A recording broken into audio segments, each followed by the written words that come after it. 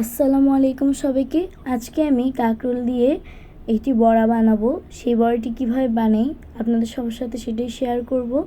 এর জন্য আমি নিয়েছি 10 থেকে 12টির মতন কাঁকরোল ভালোভাবে মাঝখান দিয়ে কেটে বিচি চামচের সাহায্যে বের করে নিয়েছি। হলুদের গুঁড়া, ধনিয়া জিরা গুঁড়া, লবণ, তেল, মরিচ কুচি, পেঁয়াজ কুচি এবং চালের গুঁড়া।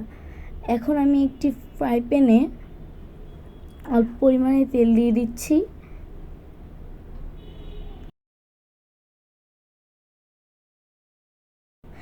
তেলগুলো হালকা গরম হয়ে গেলে এতে আমি ছোট চিংড়ি মাছগুলো দিয়ে দিয়েছি। আমি চিংড়ি মাছ দেখাইনি, কিন্তু এখন দিয়ে দিয়েছি।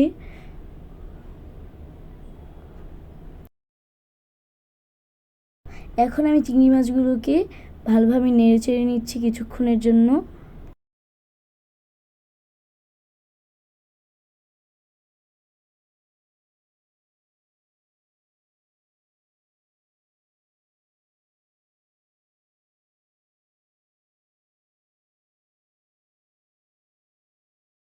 কিছুক্ষণ চিংড়ি মাছগুলোকে ভালোভাবে ভাজার পর এতে আমি আধা চা চামচের মতন হলুদের গুঁড়া, স্বাদ মতন লবণ দিয়ে নিয়েছি। আপনার স্বাদ মতন লবণ দিয়ে নেবেন। কেটে রাখা পেঁয়াজ কুচি এবং মরিচ কুচিও দিয়ে দিয়েছি। এগুলো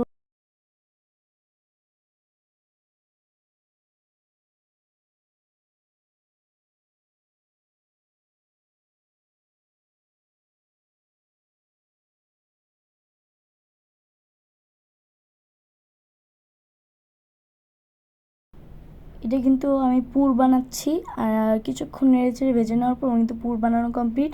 এখন আমি বাটনার সাহায্যে পুরগুলোকে বেটে নিব। আপনারা শিলপাটাও বেটে নিতে পারেন।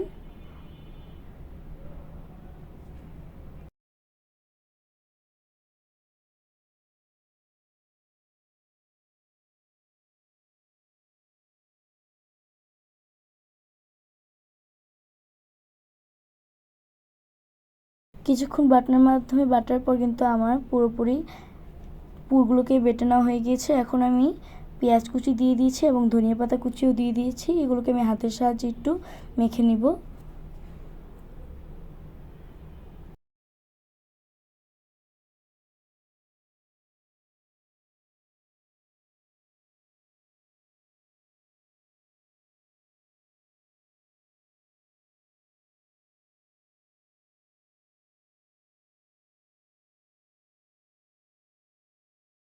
দেখুন আমার কিন্তু সব কিছু ভালোভাবে মাখানো হয়ে গিয়েছে। এখন আমি কেটে রাখা কাঁকরোলগুলোর মধ্যে পুর দিয়ে দিয়েছি।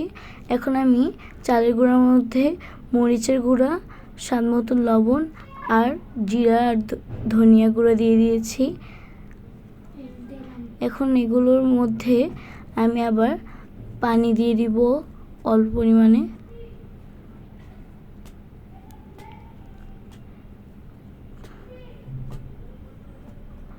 পানি দিয়ে আমি চামচের মাধ্যমে ভালোভাবে মিশাতে এরকম হয়ে গেছে। এখন আমি পুর দিয়ে রাখা কাঁকরোলগুলো এর মধ্যে চুবিয়ে নেব।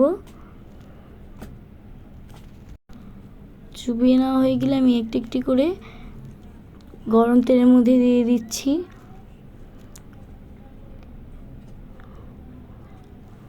এখন এগুলোকে আমি ভালোভাবে ভেজে নিব।